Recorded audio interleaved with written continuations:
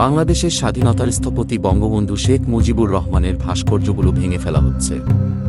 যারা ভাস্কর্যগুলো ভাঙছেন তারা দাবি করছেন শেখ মুজিবুর রহমান নাকি স্বৈরাচার ছিলেন।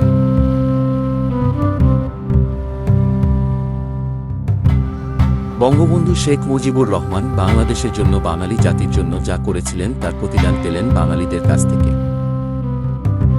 তিনি যেমন কখনো বিশ্বাস করতে পারেননি যে স্বাধীন বাংলাদেশে বাঙালিরাই তাকে সপরিবারে হত্যা করবে, তেমনি এক ঘটনা ঘটল ৫ই আগস্ট ২০২৪-এ।